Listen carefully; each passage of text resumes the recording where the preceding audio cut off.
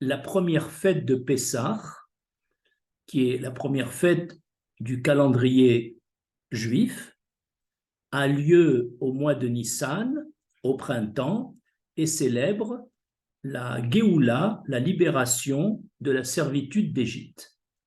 Tandis que la dernière fête du calendrier juif, la fête de Purim, qui a lieu au mois de Hadar à la fin de l'hiver, célèbre la Géoula, la libération du décret d'extermination promulgué par Aman contre le peuple juif.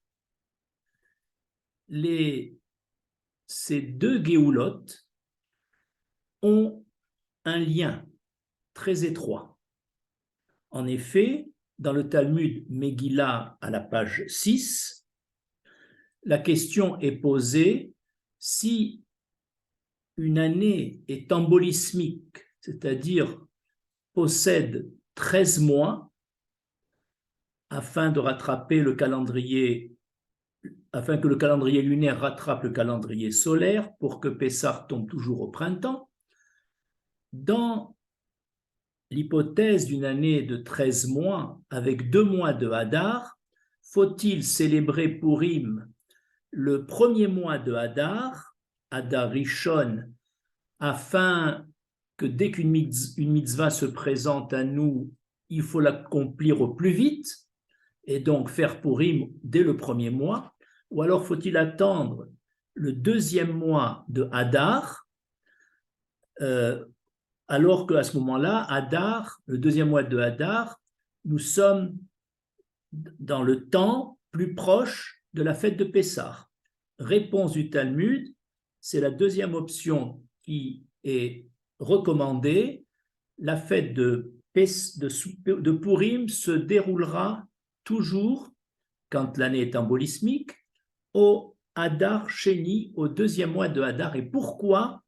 Afin qu'il y ait une proximité entre la Géoula de Pessah et la Géoula de Purim.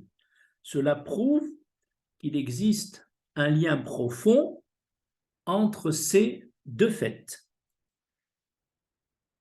Nous allons essayer de chercher des points communs entre ces deux fêtes. On va en citer 8. 1. Les deux Géoulotes se sont produites par des miracles. Miracles étincelants pour la fête de Pessah et la sortie d'Égypte, miracles cachés pour les événements de Purim. 2. Le Goël, Moshe pour Pessah, le libérateur, et le Goël Mordechai pour Purim étaient des tzadikim, mais qui n'étaient pas très appréciés par la population juive. On n'avait pas confiance en eux. Moshe, parce qu'il était bègue, et donc il doutait de l'efficacité de Moshe en tant que porte-parole auprès de Paro, et de plus Moshe avait été intervenu sur l'ordre divin pour alléger la servitude d'Israël, et en fait elle a été augmentée. Donc il n'était pas très apprécié. De plus, pour la libération, le Goël de Purim, c'est-à-dire Mordechai, lui non plus n'était pas apprécié parce qu'il avait demandé aux Juifs de ne pas assister au festin d'Achashvérosh, et de plus, il ne se prosternait pas devant Aman. Et quand Aman a fait ce décret d'extermination, les bénis Israël ont attribué la faute à Mordechai, qui ne voulait pas coopérer. 3. Le Goël Moshe de Pessah va être très apprécié par les Égyptiens et le Goël Mordechai de Purim va être aussi très apprécié par le peuple de Perse. 4. Le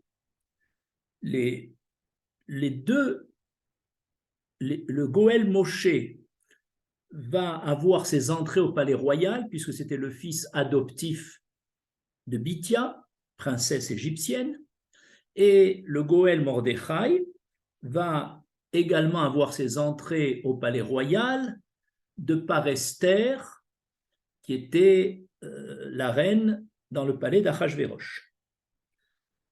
5. Les deux Géoulotes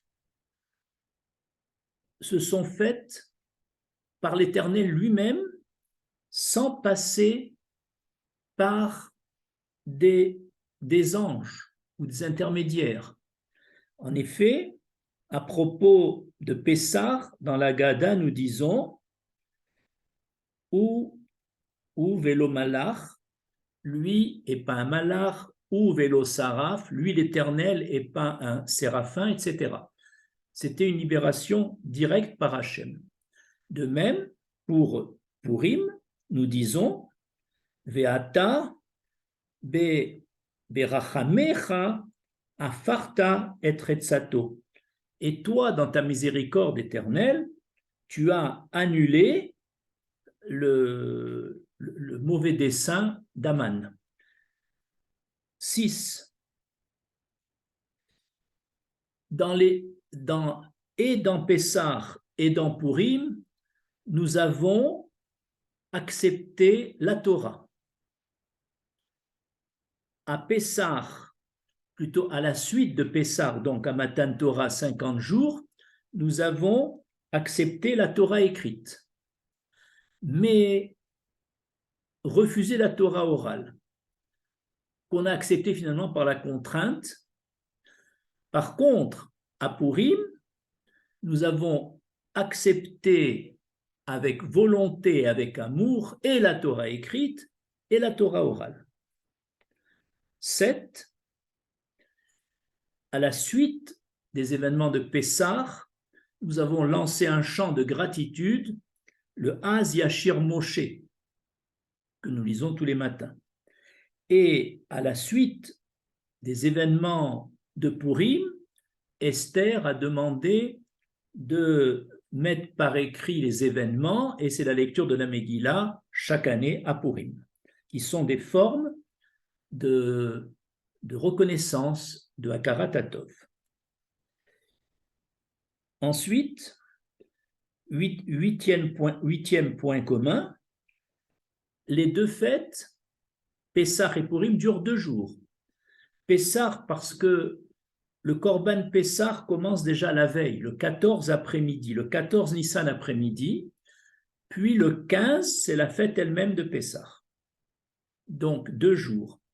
Et Esther a demandé également que la fête de Purim dure 2 jours, le 14 Adar dans les villes non entourées de murailles à l'époque de Yoshua Benoun, et le 15 Adar dans les villes comme Yerushalayim qui étaient entourées de murailles à l'époque de Yoshua Benoun. Maintenant qu'on a vu tous ces points communs, cela confirme qu'il doit y avoir un lien étroit entre la fête de Pessah et la fête de Purim. D'où la question fondamentale, quelle est l'origine de ce lien entre Pessah et Purim?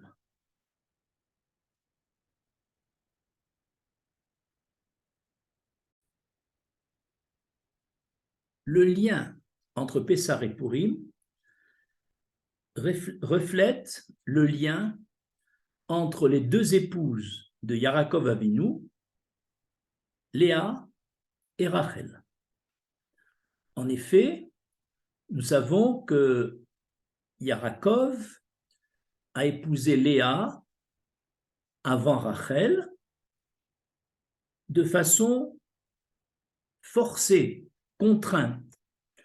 il ignorait que sous le dénuptial se trouvait Léa, qui, alors que c'était prévu que ce soit Rachel, la sœur la plus jeune, et qu'est-ce qui s'est passé?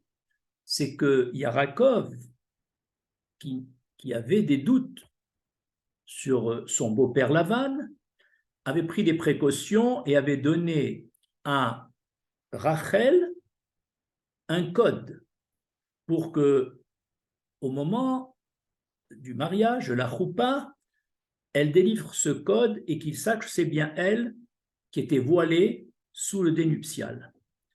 Mais, étant donné que les larmes de Léa, qui voulait épouser Yarakov, ont eu un effet auprès de l'Éternel, l'Éternel a laissé faire la ruse de Lavan de mettre la fille aînée sous la choupa, et même Rachel, par sentiment envers sa sœur, pour ne pas qu'elle soit humiliée sous le dénuptial, Rachel lui a transmis le code. Ainsi, le mariage de Léa s'est fait en premier contre la volonté de Yarakov, et Rachel n'a épousé Yarakov qu'une semaine après. Le lien entre ces deux sœurs, les deux femmes de Yarakov, va correspondre au lien entre Pessah et Pourim. Je m'explique. Léa et ses descendants sont à la fête de Pessah, ce que Rachel et ses descendants sont à la fête de Pourim. En effet, du fait que ce sont les fils de Léa qui avaient vendu Yosef et qui sont à l'origine de l'exil égyptien, il fallait que ce soit un descendant de Léa et de son fils Lévi, donc de Moshe Rabbeinu, pour faire la réparation de cet exil égyptien. C'est pour ça que c'était Moshe qui a été choisi comme Goël pour libérer le peuple d'Israël d'Égypte, où il était dans ce pays esclave en raison initialement de la vente de Yosef. Et comme c'est Rachel qui avait donné son code, ses simanim, à sa sœur, et que toute l'ascension de sa sœur était due au renoncement de Léa, il était donc normal, de Rachel, pardon, il était normal que Rachel ait dans tous les domaines une part égale à celle de sa sœur Léa, puisque l'ascension de Léa était due au renoncement de Rachel. C'est ainsi, par exemple,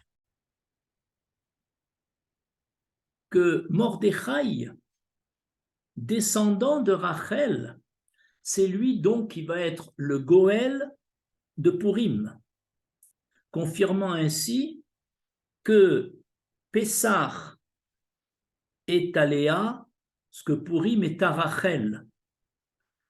De plus, le fait qu'à la suite de Pessah, on a accepté la Torah écrite avec cœur, mais on a accepté la Torah orale à contre-cœur. De même que Léa a été l'épouse de Yarakov à contre-cœur, bien que Yarakov se soit bien comporté avec elle, de même la Torah orale va être acceptée à contre-cœur. Et du côté de Rachel, pour la fête de Pourim, de même que Rachel a été la seconde épouse de Yarakov, mais avec amour, avec volonté, alors Rachel, qui correspond à, à, à, à la période de Purim, puisque c'est Mordechai qui en est le Goël, eh bien, à Purim, on va accepter la Torah avec volonté et avec amour. De plus, vous savez que la Torah écrite est un code. Et la Torah orale en est le décodage de la Torah écrite. C'est pour ça que l'Éternel ne voulait pas que les béné Israël croient en la Torah écrite, qui n'est qu'un code, sans l'associer à la Torah orale. C'est pour ça qu'il leur a imposé la Torah orale. Mais à la suite des événements de Purim, ils ont accepté avec cœur et la Torah écrite et la Torah orale. Et tout ça n'est pas étranger au fait que Rachel a transmis le code. Et cette transmission du code va correspondre à ce que Léa soit associée à la Torah orale, et Rachel, ayant transmis le code qu'elle avait, est associée à la Torah écrite. De même que Léa va avoir un fils Yehuda qui va être à l'origine de la descendance royale de David, de même, puisque Rachel doit avoir la même part que sa sœur, Rachel aura un fils, Yosef, qui sera roi. De même que Léa a eu, à travers son fils Lévi, un descendant Moshe qui va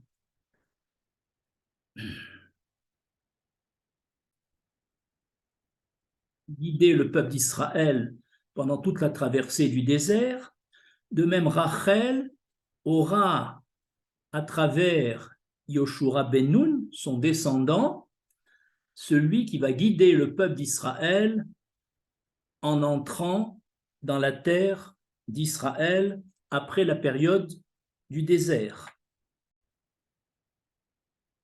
Ainsi, de même que les deux sœurs, Rachel et Léa, étaient associées dans tous les échelons, comme on a vu, de même, les deux fêtes associées respectivement à Léa et à Rachel, c'est-à-dire Pessah et Purim, sont donc des fêtes liées. Et ce lien, même pour le don de la Torah, et je termine avec ça, en effet, même on pourrait penser que Moshe Rabbeinu, descendant de Léa, est le seul à avoir reçu la Torah. Nous allons montrer que Moshe, descendant de Léa, et Yoshua ben Nun, descendant de Rachel, ont en fait reçu la Torah ensemble. En effet, dans le chapitre 24, au verset 12 et 13, l'Éternel demanda à Moshe, il lui dit, « Monte sur la montagne et je veux te donner les tables de la loi, la Torah et les commandements. » Et le texte continue, Moshe se leva, ainsi que Yoshua ben Nun, et ils allèrent ensemble à quelques kilomètres jusqu'au pied de la montagne. Et là, Moshe est monté seul, puisqu'Hachem lui a dit « tu monteras seul ». Mais Yoshua ben Nun, il avait accompagné, ne retourne pas dans le camp. Il reste à cet endroit. Pendant les 40 jours où Moshe recevait la Torah, Yoshua ben Nun est resté dans le camp. Donc, ce n'est pas un simple accompagnement de respect. Sinon, Yoshua, après avoir accompagné son maître, serait retourné dans le camp. Et Yoshua reste pendant 40 jours avec des risques puisque la manne ne tombait pas à l'extérieur du camp, la manne ne tombait que dans le camp et autour. Et c'est un miracle que l'Éternel, qui a agréé la présence de Yoshua, lui a fait tomber spécialement pour lui la manne là où il se trouvait. Et finalement, Yoshua a attendu son maître, et ensuite, les deux sont entrés dans le camp. Et là, le veau d'or était en train de se faire. Donc on voit que ni Moshe, ni Yoshua ben Nun n'ont assisté en quoi que ce soit à la tragédie du veau d'or. Mais ce qu'on veut montrer ici, qu'en fait, Moshe et Yoshua, l'un dans les cieux, en haut de la montagne, et l'autre au bas de la montagne, pendant cette période de donation de la Torah, étaient associés. Donc, un représentant de Léa, Moshe, et un représentant de Rachel, Yoshua ben Nun, pendant toute la transmission de la Torah à Moshe, étaient en association en dehors du camp tous les deux, ce qui confirme encore la solidarité entre les descendants de Léa et de Rachel, donc le lien profond qui existe entre Pessah et Pourim. Je vous remercie.